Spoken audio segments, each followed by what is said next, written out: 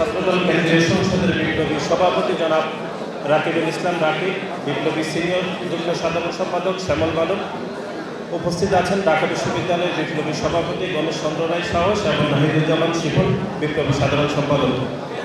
আমরা একটি সকলের দৃষ্টি আকর্ষণ করছি 2024 সালের এই মঞ্চে দাঁড়িয়ে বাংলাদেশ জাতীয়তাবাদী ছাত্রদলের সভাপতি যখন ফ্যাসিবাদ কায়েম ছিল সেই সময় দাঁড়িয়ে বলেছিলেন যে শুধুমাত্র মত প্রকাশের স্বাধীনতার জন্য বা মত প্রকাশের জন্য বিরোধী একটি পক্ষকে ক্যাম্পাসে কীরকম নির্যাতনের শিকার হতে হয়েছে এবং ক্যাম্পাসে বাধাগ্রস্ত করা হয়েছে।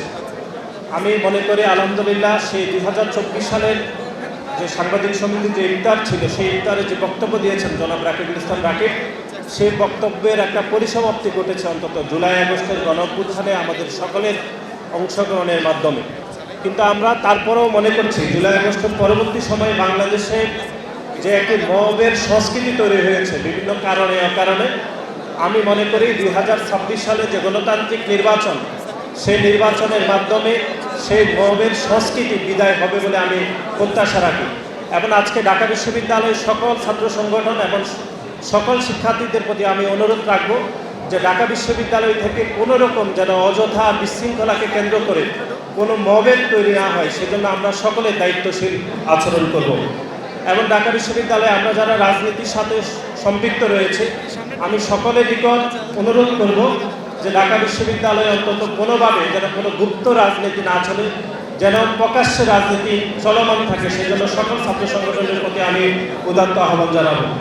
এবং আমরা গতকাল লক্ষ্য করেছি যে জগন্নাথ বিশ্ববিদ্যালয় সাংবাদিক সমিতিতে এরকম একটি অগ্রহণযোগ্য একটি কাজ করেছে একটি নির্দিষ্ট ছাত্র সংগঠন।